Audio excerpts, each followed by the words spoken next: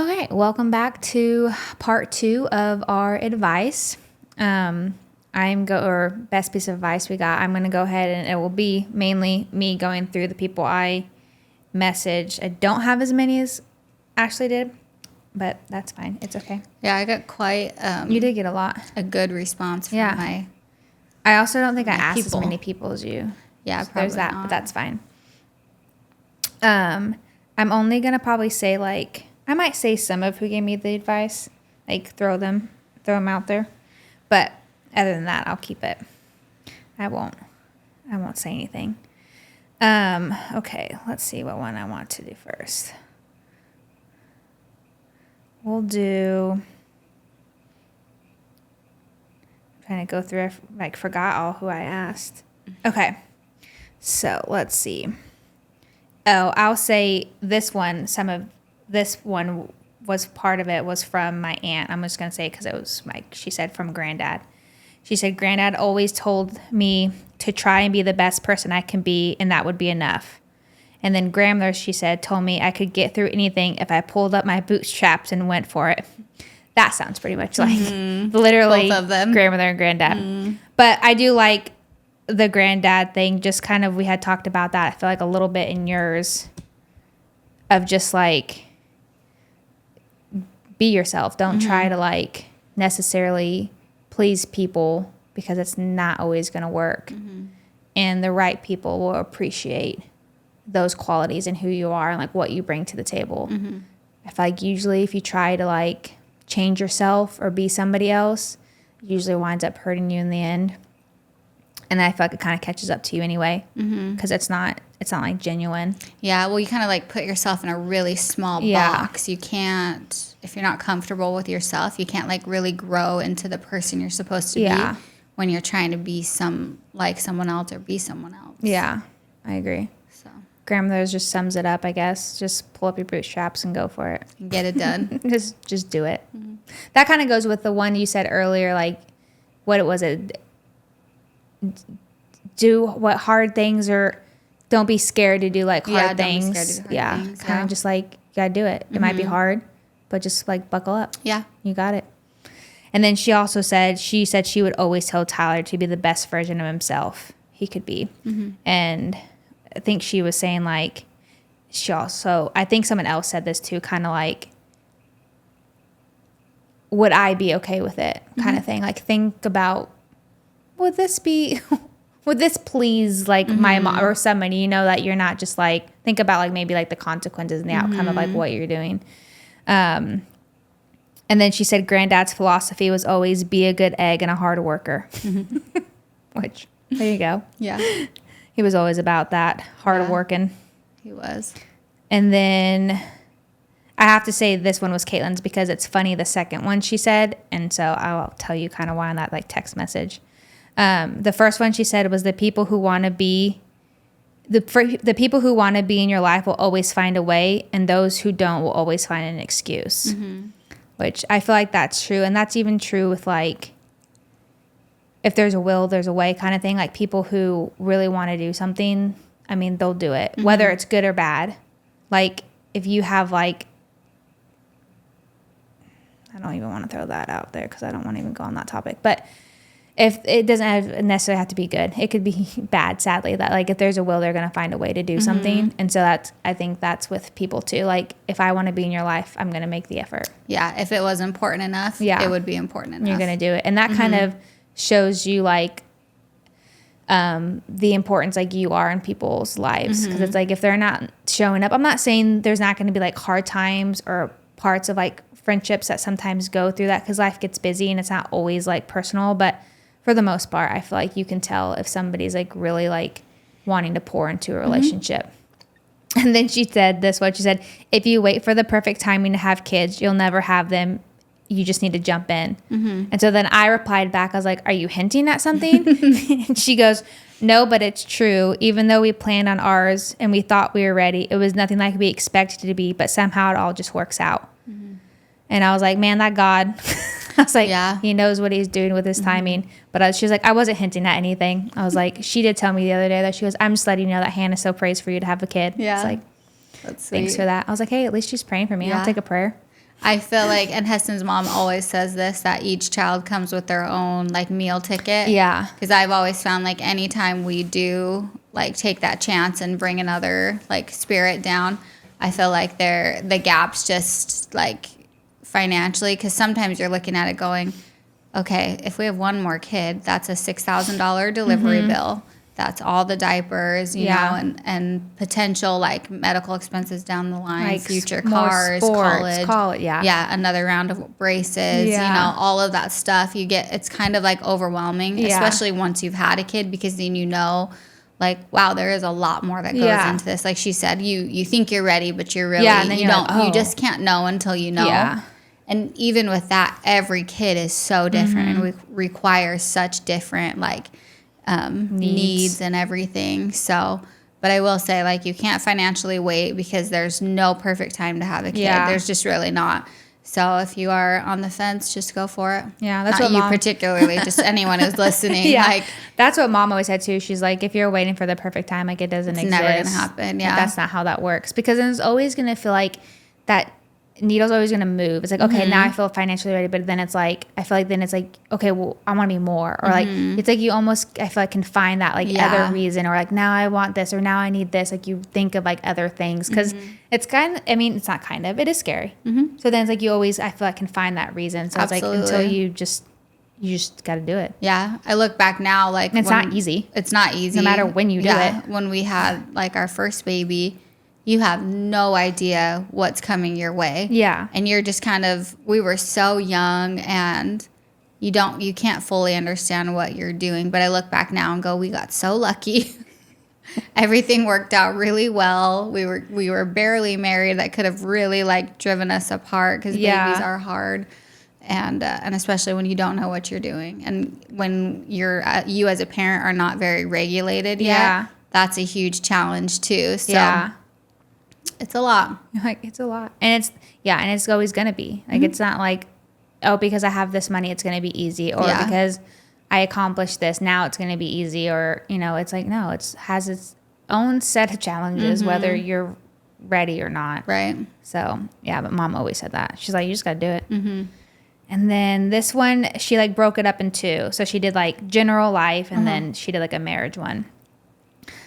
So this is from one of my friends. She said, you can't make everyone rise up to your standards. Everyone has different talents and limitations. Sometimes you have to meet people where they are. And I actually thought of her advice when you were talking about stuff, because it kind of went with some of the things of like, if you set people sometimes like on your own standards of like your pedestal, you're just setting them up to like fail. Not that I don't think you should have like standards or bad or anything like that. But not everyone's you, or what thinks like you or believes like you.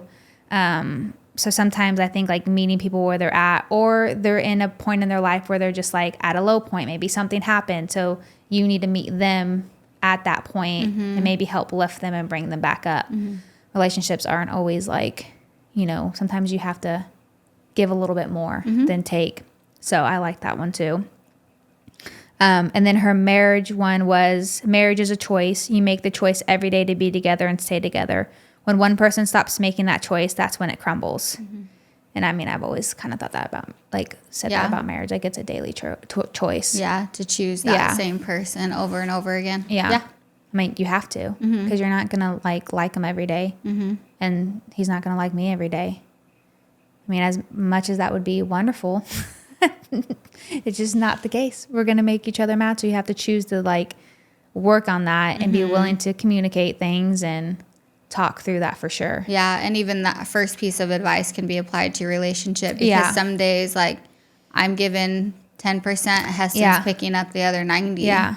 You know, so it's not always like the whole like 50-50 is not true, because sometimes it's like you can't give 50. Yeah. Sometimes you can, but sometimes you can't. Yeah. You have to be willing to like pick up where they can, or see what that person might need that day or week or whatever they're going through. So yeah, those kind of like can go hand in hand for sure. Yeah, I like those a lot. And then this one is from a family friend. She said, it's not really like necessary. I mean, it is advice, but it's not. She said, it's not really advice. She's all, but she goes, everything will be okay in the end. If it's not okay, it's not the end. And she said, I take it that we will have tough times, but we always have the chance to make it right. Mm-hmm. So, and I've always thought of that in like kind of like religiously, like the end is the end, and is the end result is what you want. Like desire is going to be like the perfect of living in eternity. So it's like, obviously that is like the perfect outcome. So it's like, you're not there. So it's like things will all be okay in the end. So, and like she said, you have tough times, you'll have a chance to make it right. Hopefully. I'm like, I guess sometimes in this life you might not. But I do like that, because I think it's like this too shall pass kind of thing. Yeah. Like this isn't always going to be what's going on. Yeah, it kind of reminds me of what Chelsea was talking about when we were sitting down with her. Like, you go through hard things and you go into it knowing it's going to be rough for X amount of months or days. And but you know it's going to end. Yeah. You know you're going to have some conclusion on that trial during that time of your life. Yeah. And then something else will come up. And then sadly you'll have another trial. Yeah. And you just get better at dealing with it and kind of enduring and pushing through. Yeah. Not promised an easy life. And then let's see. This one was like a couple different ones. She just threw out like random phrases, so or not phrases, but like quick little ones. Make the best out of those bumps in the road, good or bad. So that kind of goes with kind of what we were saying, like getting through those times. You got to figure out how to navigate them and get through them. Pick your battles. That can be hard.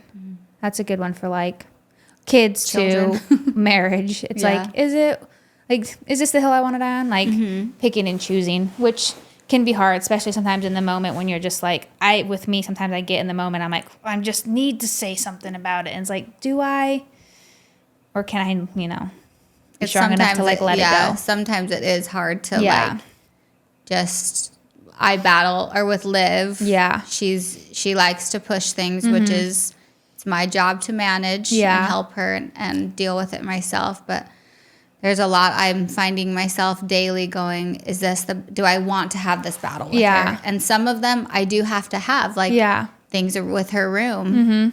It's her responsibility to keep her stuff organized. And it's a constant battle with her for some reason. But when she does want to do it, she's great. But almost daily, because we do like a 7 o'clock, everyone picks up. And every single day, it's the same. Yeah. But I feel like that's a battle. Like, she's got to handle that. Yeah. I have to like choose this. Is like, is it worth it? I'm that person that sometimes like, if something's bothering me, it's like speaking it. Sometimes like helps me be like, okay. And I feel like sometimes I might have to learn the process of like, not. But for whatever reason, sometimes I say it and I'm like, I just needed to get it out. But yeah, I probably could choose to not sometimes. Never give advice unless asked. That's probably wise. I think it's good to like, especially as a parent of adult children, if your adult children are like venting to you instead of just going and saying, you need to do this, you need to do that. Just say, do you want some advice or do you just want me to listen? Yeah. Because I remember my mom doing that with me when I was a teenager, because I would just vent and then she would like am I okay? You can't say that or you shouldn't have done that. And I'd be like, Mom, just listen to me. Just be a sounding board. Yeah. So I think sometimes as friends or spouses or parents, you're listening going, do I jump in? Yeah. What do I say? And I think it's appropriate to say, are you venting to me or do you want to hear my thoughts on this? Yeah. And sometimes it'll be a no or like, please help me. Yeah. I think especially too, like I agree with you on like the, like as like adults, because it's like, well, that's not essentially like my job now is not necessarily to like guide you. Now it's free, unless, like you said, unless you want it, but it's a little bit more of like a trickier, because like I have my own husband, like family, like you have your own like separate, so it's like being careful on that for sure, like asking And that's probably, obviously she can relate to that now with all the kids being adults and then having grandkids. Be humble, be kind, be considerate, and be thankful for all your blessings. Be yourself, know your worth. Don't let anybody tell you differently. Self-esteem and confidence are everything. And most of all, I've learned to give yourself grace. I like those ones too. I think that's very like that confidence and just like your worth of just really makes a difference on like your everyday life. Because I feel like you carry that into like your job, your relationships, like friends, like all these things, raising kids, doing all these things. If you know like your worth and what you're bringing to the table and like knowing who you are, you're going to have so much more confidence in what you do and the decisions you make. It's everything. Yeah. Because then if you start doubting yourself, then that's where it's like, I feel like then it's like everything, it seems so like almost scary because then you start like doubting or second guessing and all that. I think that confidence, but also too, giving yourself grace is a huge thing. And I feel like, I don't know, I can't speak as a man, but I do know, I feel like as women, like, I feel like have so much pressure on them as like you have so many different roles that you are like required, different hats that you wear, especially like as a mother and stuff, that I feel like so hard on yourself because you're not only worried about yourself, you're worried about so many other things as like a wife and mom and maybe a business boss, whatever you do, that I think it's so easy to be so hard on yourself and like those standards. And then sometimes I feel like depending on what you're doing, whether like if you're in the business world and you're a woman and feel like you have to like live up to a certain standard to hold your place, like there's just so many different things that I think we have to learn how to be a little kinder to ourselves. Self-talk is so important. How you speak to yourself. Because I've always heard like you wouldn't talk to your best friend the way that you talk to yourself. Yeah. Or if I heard you talking about yourself like that, I'd probably pissed. smack you and say, "Are you kidding me?" So just as like you said, that internal dialogue is so critical to how you show up for yourself every single day, and giving yourself grace is so huge. You know, and I think about Liv, like if anyone spoke to her the way that, I mean, I feel like I have a pretty good self-talk most of the time, but there are some dark days that creep in there where I really like turn on myself and it totally affects everything. Yeah. But if Liv spoke to herself that way, I would be heartbroken. Are you kidding? Yeah. I would feel like I failed as a mom and an example for her. I've heard that recently, like you said, like if you wouldn't want to hear your friend say it to themselves or anything, like, and you wouldn't say it to a friend, it's like, how do you speak to yourself like that? Yeah, we're so mean to ourselves sometimes. And like your own like worst critic. Let's see. I think that was those were all the little ones she threw out at me, and then let's see. Got some little novels over there. I know, I do have some. I'm trying to decide. Okay. There's a couple on this one too. She said, sometimes the fear doesn't go away and you have to choose to do it afraid. So that's kind of like what I was saying earlier and like kind of how it brought up with one of yours.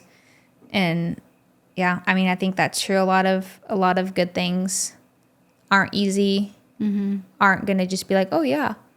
Like a lot of the times it is scary, and there's a reason that he has you do scary things. Wants you to lean on him. All the good things don't come easy, that's for sure. So I like that one. Oh, this is a good one. This is true.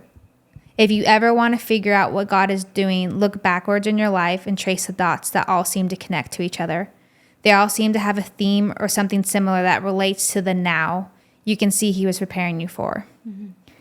And I think that's so true. And that's actually kind of funny because I just saw this little like picture today that someone posted, and it was like saying, it was just like, I've been praying and you're not doing anything. And it was just a picture of like a seed under getting its roots done.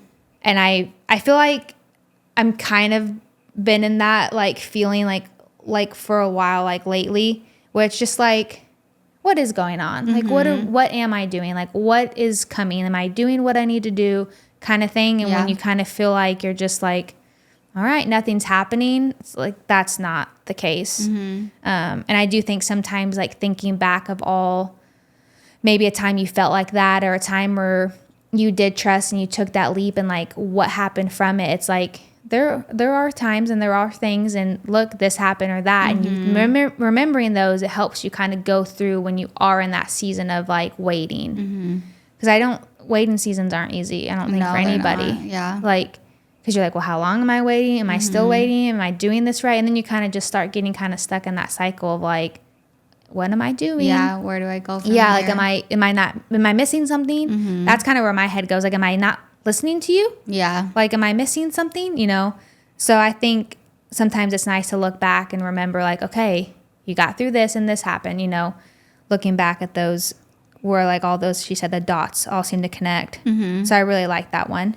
I think that's kind of funny because it's a good way to kind of think of it. Like, he's always doing something under the surface. Yeah, even though it doesn't seem like things are progressing, as long as you're staying in that state of like that wanting and doing good things, there is progression. You just can't necessarily see it and or he's feel preparing it right now. Like when we talk, I believe it was the episode on gratitude, you had mentioned how like sometimes things don't come at that time or whatever. It's because like maybe in that moment you weren't ready to handle it. And then obviously his timing is correct, and he did something in those times that maybe you didn't realize, and you can look back and be like, oh, he was preparing me, he was shaping me, he was molding me to be able to handle this to the best of my ability, and it's not going to crumble now because I didn't rush the process because I selfishly wanted it now. So that's true. And then she put, not all money is good money. Like, oh, okay. Fair enough. That's fair. I was like, she just like threw that in there. And also. Okay, we got a couple more. Let's do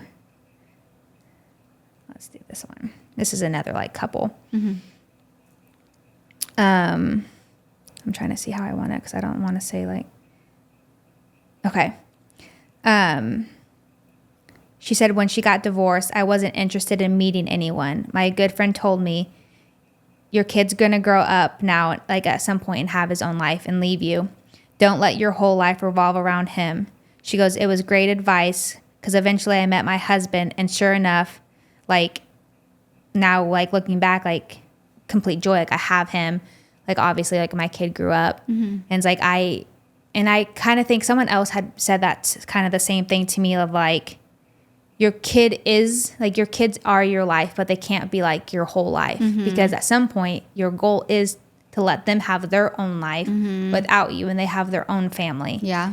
So it's like, I don't want to not have my own life also. So I kind of thought that was funny that she had mentioned something like that. And I had another, which obviously I read, kind of mention like the kids of like, yes, they are your life, but that's not it. Yeah. And you as parents, you have to keep your connection to each other. Yeah. Like separate from your children, because like you said, when they're gone, you're going to be left with your spouse or by yourself if you're single. Yeah. So you have to figure out how to be okay with that or with each other, because the kids are a huge every single day distraction. Yeah. Not a bad distraction, but it's just constantly about the kids, their activities, what they have going on, and how can we support them. But Heston and I have to make sure we still like each other when they're gone. Yeah. When it's quiet. That's what they say, like your marriage comes first before your kids. And your kids can sense that, and they'll have more respect for you as a unit. As a unit, if they're seeing that you two are like together, love each other, you're for each other, then everything just kind of falls in line. Because essentially you guys are the root of the family. Yeah. So it's like if we started this mess. Yeah. So it's like if you guys aren't secure, the whole thing's just going to be blown away. It's going down. She said another one. Oh, choices and consequences. Each decision you make has a consequence. It could be really good or it could be really bad. Think before you choose on what you're going to do. I was always that person that did that. I was very like, in my mind, like consequence cautious. Like I was like, well, that's not worth it. And my head usually went to the extreme of things. Like, that's not worth it. I'm going to go to jail. I would be the one to go to jail or something. Or like, if I did that, this would happen. And, you know, it makes it like a whole, like that would be my luck. And I'm like, I'm not going to do it. Also didn't think a lot of things were worth dealing with the thought of having the consequence because I didn't like care enough to like try to like test the waters of things. But I was definitely a kid that thought of the consequences. Like, I follow the rules. I'm like, there's a reason the rules here. You know, like I was that kid that I'm like, I'm going to do it. Yeah. And I still am. I'm very much so like Ryan's, where were we had Theo. Oh, so we went to like Austin. He went for like a meeting. I went with him because then we went to go see his family in New Braunfels. And so the hotel that they had booked him wasn't pet friendly. And so I was like, dang it. So they were able to have somebody else like take his room. But then we booked like across the street at another hotel that was. And so that day I had to check out of the hotel at like 11. Well, he had his meeting till like 3. And I was like, well, crap, what am I going to do with this dog for, a couple of hours? So I was like, well, we're going to have to go like waste time. And of course, like he's still young. So I'm like cautious on like where I like take him and like exposing him. And so I was like, dang, what are we going to do? Until a little bit later, he goes, well, just bring him to the hotel. And I was like, I'm not going to bring him to the hotel. They literally has a sign outside that says no pets. Yeah. And he's like, well, we're in like own separate room. I was like, Ryan, it literally says no pets. I don't care if you're own separate room. He goes, they won't know. He's like, there's literally a side door. Just bring him. And I was like, gosh. I'm not bringing him in. He goes, oh my gosh. I was like, well, then you can take him and you can bring him in. And he was like, it's not that big of a deal. I was like, I know it's not, but it's their policy and they're asking us not to.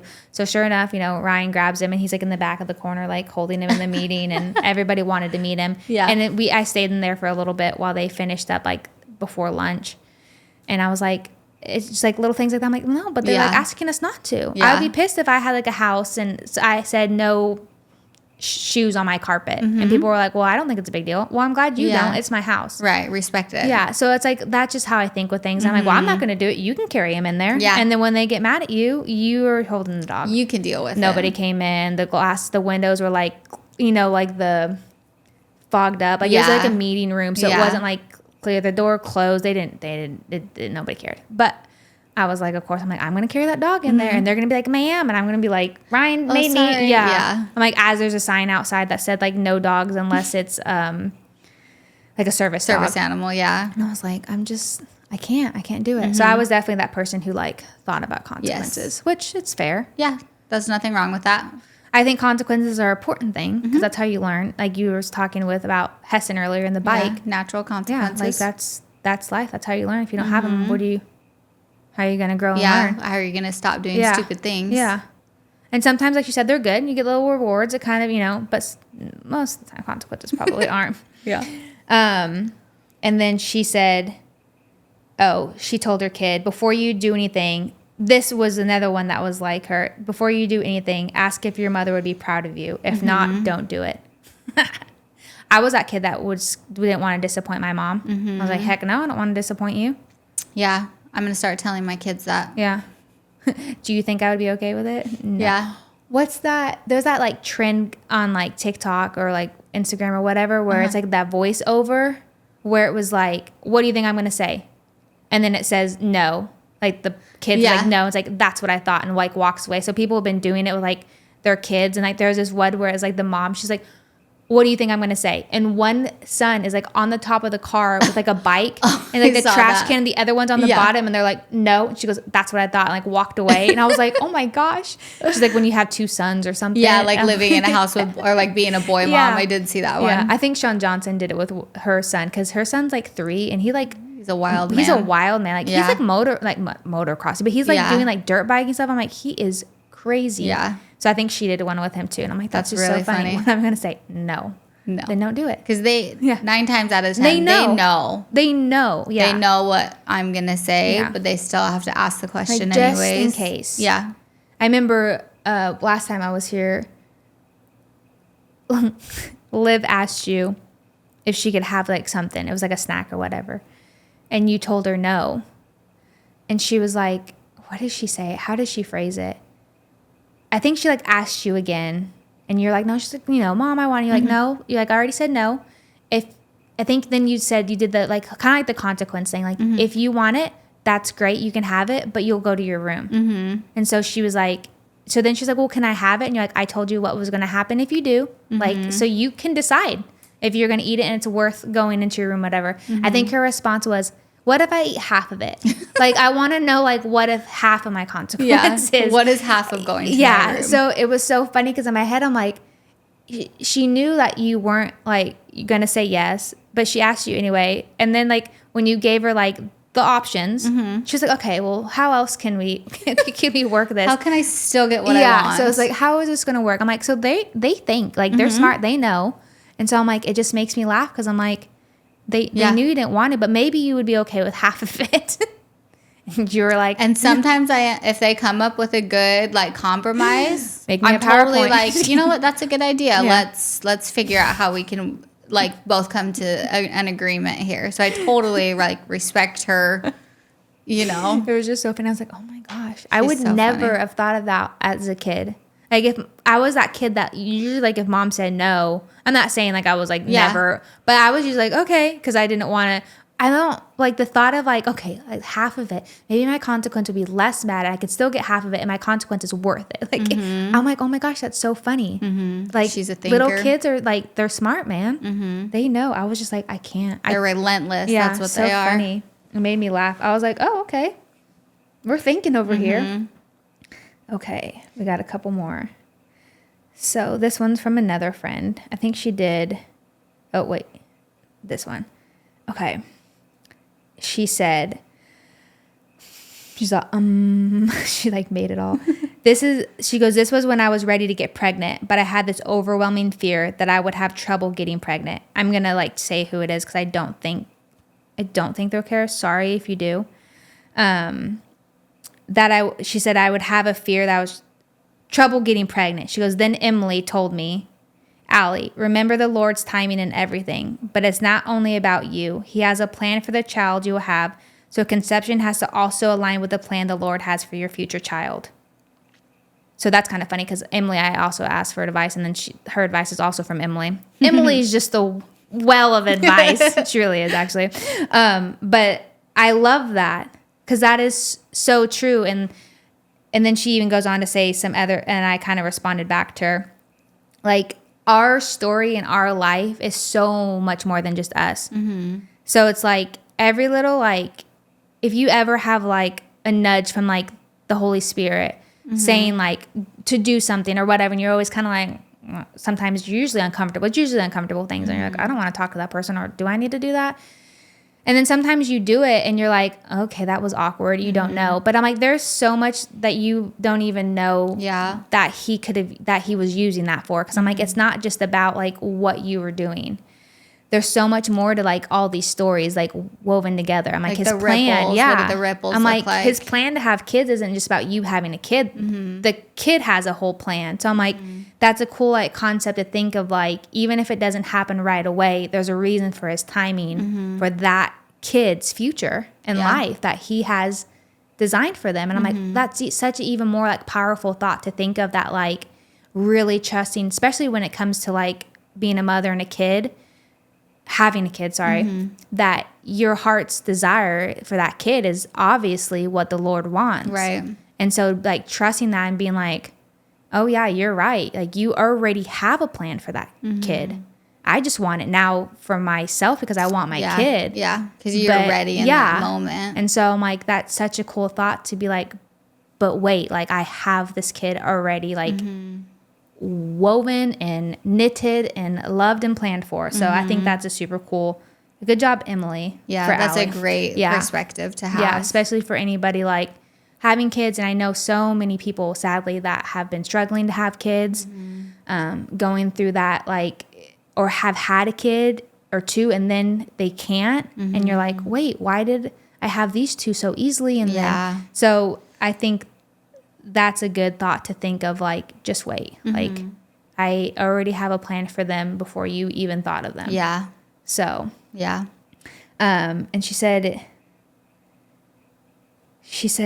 hold on, let me read this before, because I don't want to say something like, okay. She said, even though the context at the time centered around babies and pregnancies is something I often think about in any type of circumstance or period of waiting I'm in, the Lord's timing is everything. But it's not only about me. Other things, people, situations have to fall into place so my circumstances can work out the way they're supposed to. So, and that's, she's like, does that make sense? Mm-hmm. And I replied back, because I think me and her probably had the conversation about that before, about like the desires of the Lord and what they want and what he wants you to do is a lot of the times not about you. Like it's for other people, because I feel like the life we're living is so much bigger than just like us as individuals, obviously. So I think sometimes when you do stuff and you feel like, oh, I was supposed to do that, and you don't see, like you don't right away see maybe, or you never see the like benefits of maybe something you did or like obeyed something from him, that it's nice to have that comfort to remember of like, okay, you're right. It's not about me. I don't know how you use this. I don't have to. Might not even be any of my business. Yeah. But I know that you did something with that, and you can use that for whatever you need to. Yeah. So that was a really good one too. And those both were from Allie? Those are both from Allie. Yeah. Yeah. And then this person is like a really close family friend. She was like one of the first people, because I knew she'd have all the things. And so she like kind of broke it up into a couple different things. So her first one was in marriage. She said, there will be moments, maybe even days, that you won't like your spouse for various reasons, but always keep a list in the back of your mind as to what you love about them. You may have to recall one or more at a moment's notice. So I like that for sure. It kind of goes back to how we were like, you're not going to always like him, but there's a reason why you fell in love with them. Yeah, so and you just always have to like keeping that list, but also what is their intention? Yeah. Or what's going on with them that they're having a hard time communicating this with me, or they're being short with me. And I just kind of tell Heston, like, not that he ever really snaps at me, but there's the occasional, like, I didn't really like how you said that. And so I just tell him, like, I don't deserve to be spoken to that way. You know, and so it just kind of helps remind him we can have disagreements, we can have frustrations, but we also have to be respectful in those exchanges, because it still hurts. Like after almost 12 years of being married, like he has so much power to like hurt my feelings if he wanted to. He knows me better than anyone else. When you care about him too, and his opinion matters to you. Right. I have so much respect for him. Like, whatever. Right. It wouldn't mean anything to me. So I think keeping a list, like why you love them in the first place, and then also remembering their intention and that you are a team, you are working towards the same goal. Yeah. There's just some days don't look like the best days. You know, sometimes that goal gets pushed away a little bit further. Yeah. The goal line is just like, it's like a lot farther. It's like those dreams where you're like running towards something, you never get closer, and you're like, what are we? Or you just like your body doesn't know how to run. You're just like, like our gymnastics dreams where you're like, why am I even dreaming about this stuff still? Yep. I'll have dreams like I go to like school, like I'm taking a test, and I'm like, wake up, and I'm like, I haven't done this math in a really long time. I'm like, it's like anxiety. So I'm like, I don't know any of this. What's 5 + 5? I don't know. Yeah. Like panic. I'll have like cheer dreams where I'm like, I don't think my wrist hurts. Like, I don't think I can stunt anymore. I don't remember this dance, and you're like, oh, you know, everyone's like doing. I'm like, ugh. Yeah. Okay, this one's in parenting. She said, lots of people told us, remember the baby came to live with you. You didn't go live with them. So fit them into your life, but don't make them your entire life. You're raising them to leave and go live their life, and you will still need to keep moving forward. My sister-in-law told me, always be consistent. If it's a no today, it should be a no tomorrow. Don't send mixed signals, or don't send mixed messages. Kids need boundaries, which is, kids need boundaries. So, I think kids thrive in boundaries. Yeah, and I think as a couple, you have to make sure that your kids that you don't resent your kids. Yeah. Because if you're putting them to bed at 9, 10 o'clock and you're frustrated every single night with them, you're not going to like your kid. Yeah. That's a very, very real scenario where parents aren't happy with the way their kids are, and they don't like their kids. You love them, but they are interrupting and they're crossing the boundaries, because you need, like, that. The bedtime's the only example I can think of right now. But like, if your kid's bedtime's 7:30 and they're pushing it every single night, and you're frustrated and you don't have that time with your spouse, you will not like your kid. Yeah, that's gonna happen.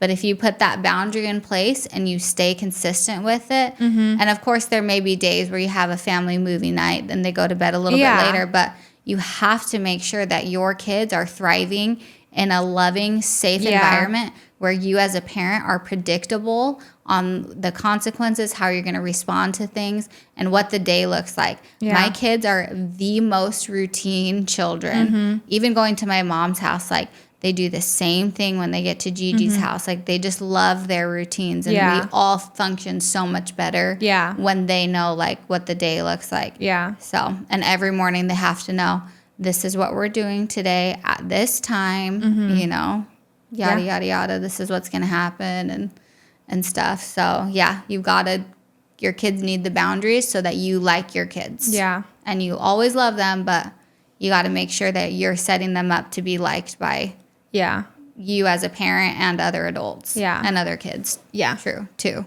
That's true. This one, she said, this one's like for like grief. One of her friends told me about 2 weeks after she had lost her husband, as much as his death was a shock to you, it wasn't to God. He knew he was prepared and he has you. She goes, that gave me more comfort than I can say. I was so thankful someone had a plan. And that's true in grief, especially in the moment. It's like you're angry because you're like, well, why? And it's like, yes, that plan wasn't like your plan. And you like, I don't understand it. But it's nice to know that's like the creator of the universe does have a plan. And it's like, even though it might not look great and you don't understand it, there is a reason. And like, he will carry you through that also. Yeah. So I like that. Like you said, the comfort of knowing like, okay, like, you have this. It's not just like, what the heck just happened? Yeah, I like how did you said, miss this? He has you. Like, you have me. Yeah. You know, that's really powerful. Yeah. So, and then she said, and your mom would sit with me and let me cry as hard as I wanted. Then she'd be like, okay, that's enough. Get up, wash your face. She goes, it's those things I'll never forget. So sometimes, you know, just pull up those bootstraps. Yeah. Sometimes it's like you said, we had talked about that, I think, before, of like, those emotions and those feelings are all valid and obviously justified in all the sense. Like, if going through a loss, you're not going to be like, okay, well, bye, you know. But don't sit in it too long. Don't let it overwhelm you and drown you and then not live those lives, because then you're missing out on, like, if you have kids or whatever your life is, you're missing out on these things that you do have that are beautiful, that he does have planned for you. You're just going to let those things, you know, go by. And I guarantee you, I would say probably 100% of the time, the people that you lose don't want you doing that. Yeah, like what do they say? Like, death is hardest on the living. Yeah. My grandmother and granddad would be like, what are you doing? Like, grandmother would be like pissed if like you just never, you know, not that we can't be sad or, you know, have moments or miss them, but like, no. Yeah. Like I'm fine. Carry on with your life. And then you also think about it, I'm like, they're literally where we all want to be. Right. So it's like, I can't be that mad, really, because that's ideal. Like, our goal is to get where you are at. Like, you met the goal. You were in heaven. You've crossed the finish line. So I'm like, that's how I kind of think of it. And as I got older, that's kind of how I always thought of it. I think that's really helped me with like grandmother and granddad. As I got older, I'm like, bro, you're living it. Yeah. Like, you should be sad for me. Yeah. Seriously. So I'm like, and it's always nice to know. It's like, okay, well, this isn't the end for us to see you either. Right. So. Yeah, there's a lot of peace there. Yeah. And then this is like in life, she said. Look to God for it all, little things, big things, and everything in between. Just as a small child asks their mom or dad or both about every decision or need, God wants us to ask. If the chaos starts to take over, stop, be still, and just listen for his voice. And I love that. It's true. It's like there's nothing too small or too inconvenient or too like unworthy just to like bring to him. And I try to like, usually, honestly, throughout my day, I just have like a dialogue to him, like simple like things, but it's like, that's what he wants. That's the whole point. I don't think it can be just the big things. Not that there's anything wrong with praying big prayers and those big dreams and those bold things, but at the end of the day, I think those little bitty things is where you really build the connection. Yeah. Yes, and I agree. That your desire to want to go to him for the little things. Yeah, because every day doesn't bring these huge life-changing challenges. It's the little things every single day. And I always kind of like to use this analogy, like what I'm struggling with could be significantly easier than what somebody else is going through. But like they say, you can drown in 6 feet of water, or 6 inches of water, or 6 feet of water.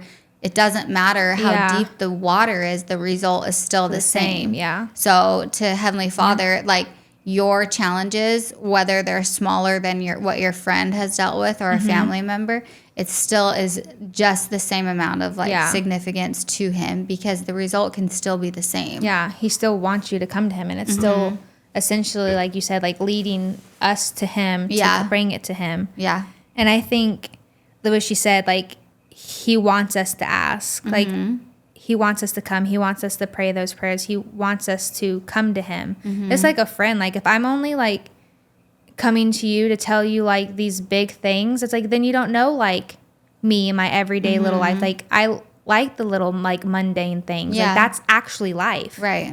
Like I don't live on a high all the time. That's not life. Yeah. So it's like, if that's all you're like revealing and showing, you're not getting to like the core of like who you are in your life and like the deeper things. Yeah, your like, everyday little struggles. Or So I was like, you know, deeper friendships, you have those hard times, you have those hard conversations, or you have those deep talks, or talk about fears. You're not just like all on a high, because that's not how, nobody lives like that. So I'm like, you wouldn't do that to him either. Yeah, well, and you have to think of like a parent-child relationship too. I wouldn't want Liv or Heston or Roan just to come and tell me the big things. Yeah. Like, I want to know all the little things that you've done this day. I want to know what made you sad, what made you happy, what made you afraid or brave, or, you know. Because I think that leads to a bigger trust. Yeah, it leads to more connection. Yeah. It leads to them wanting to come to you and bring you with more, like bring to you the harder challenges, the things that they're really going to end up struggling with in their teenage years and adult life. Because they know they can. Right. Yeah. It built, like you said, it builds that foundation of trust and safety. Yeah.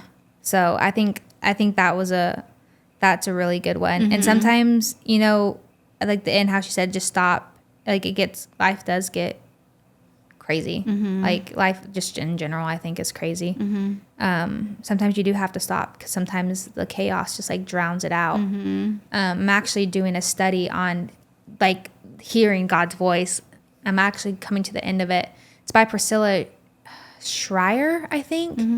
I need to share it. I wanted to share it with one of my friends too, but it's really good. It's probably one of my favorites, and it's been really good for me, because I feel like over the last couple years, that's been like a struggle. And for me, like wanting that desire of like, okay, like I know when you're speaking to me, I can feel you. Or like if I don't get in that like, hello, like what's going on kind of thing. So that's kind of like, to me, that really hit, like just like learning him, because the more you talk to him, the more you speak to him, the more you learn, you know him, you know his voice. Yeah, like, it gets easier. You feel it, you know when he's talking to you. And sometimes you do have to silence things out, because I feel like it's usually, you know, sometimes it's that little gentle whisper he gets you. So, but yeah, I think that was my last one. Let me see. Let me make sure. I think that's the one I ended on. Yeah. So she had a lot of little good nuggets of advice. But yeah, those were all mine. I love that. Yeah. It's just nice to hear, because like I feel like we all have some kind of version of that we've heard throughout our life. So it just is like really unifying to hear these women have the same like advice to give, that they've heard the same kind of challenges, and we're really not alone. Yeah. We're really not. It kind of just shows you like these generations, and like hearing from people like, oh, their grandparents or their parents told them this. It's just like cool to hear that at the end of the day, it's like we're all trying to make it through. Yeah. You just said that about like the different generations, and it reminded me of something. I'm going to look it up. So when my grandma died, my mom's mom, she was the first grandparent that like I lost. And my Uncle Ryan went up and he gave the, like shared I think they all shared a story, but his in particular, like really, I heard it. I think baby Heston he was born in March and she passed away in September, I think. And I was really close with my grandma. Her and my grandpa lived with us. You know, I'm wrong. She was not the first grandmother to have passed away. And I was always really close to her. She lived at our house quite a bit. I helped my mom, like, take care of her, would help wash her hair, help with her, like, feeding her and different things. And so I kept thinking about this story that I heard from my Uncle Ryan. So I texted him and I just said, I was wondering if you had a story you told about Grandma at her funeral written down. I think the story went that you and her were driving, blah, blah, blah. So I texted him what I thought it was. And he said, I remember it. She was actually by herself at the time and was just taking a drive to try and think and work through some depression she was suffering from.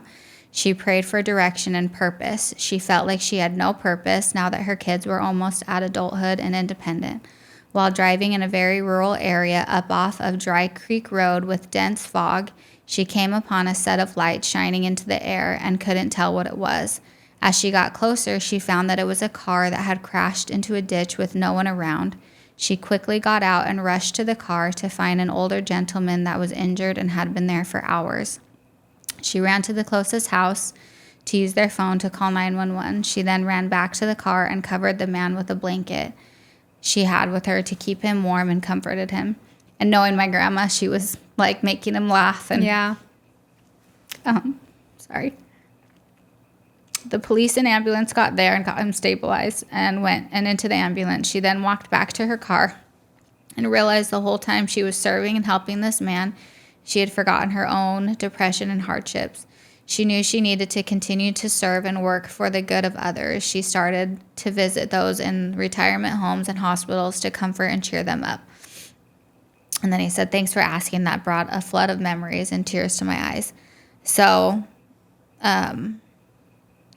I remember listening to that story, and I have always, like, wanted to be like my grandma. She was an amazing mom. She was an amazing grandma. And so I'm just thankful he took that time to send that back to me, because I would have never, ever thought that she would be struggling with depression or struggling with who she was in her life and where to take that life, because to me, she's just always grandma. And I'm sure to her kids, my aunts and uncles, she's just mom. Yeah. So to hear that a woman like her was asking God, well, what do I do now? What's my purpose? I just think that's amazing to hear that she struggled with that too. But then ultimately God showed her her purpose and what her next step was and what that looked like. And she's always been in the service of others in general. So when you said, like, different generations, I just think it's amazing that we still have these stories and we can still connect with different generations and share their struggles, because the struggles are mostly the same. Yeah.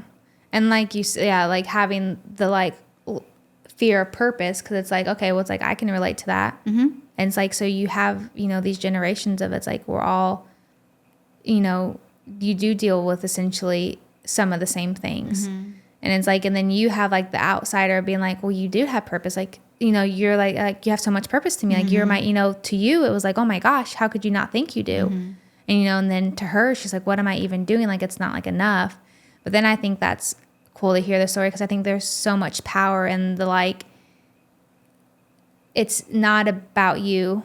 There's so much power in, like, the other people and what you're doing and giving. And I know a lot of people say, like, when, they do, missionary work or charity or all these things, it's like what it does for you is so much more than just, like, what you're doing for those people. Like, it does so much for you too. And it's like, it's so powerful when you're doing things for other people, like what you can get from it too. Not that obviously that's why you do, but there's just so much power, I think, in that, and people and loving and helping in need, even if it's just, like, little things for friends or families in need, like, that might need something in a moment. Like, there's so much power in that, because I think it helps remind you that, like you said earlier, like, we're just, like, little blimps in this little world. Like, it's not just us, and it's not about us. And we all want happiness and peace and to feel loved and to feel safe. Like, we all ultimately want the same things. Yeah. So how can we help each other get there? How can we, like, make it easier for those around us to obtain the same goal. Yeah. That's what it's all about. Just being there for each other. And I enjoyed, again, selfishly hearing the advice. It was fun. I know. I was like, oh my gosh, like, I know it just like makes you emotional, and like you have this good advice, and like it makes you realize like, wow, these are the people I have in my life. You know? So and then I enjoyed hearing like from your side of things with your people. So super cool to like kind of bring them all together and get little clips of these women. So thanks for listening. Yeah. Hope you enjoyed it. And if you have some advice to share, we would love to hear it. But take all the advice we can get. Yeah, we need it. Yeah, we need it all. Maybe next time we'll do a bad advice segment. Yeah. And we give people our bad advice on different scenarios. Give us a scenario and we will give you our advice. We will give you our bad advice. It might be good. Yeah. We might think it's good, I guess. Yeah, we'll see. Yeah.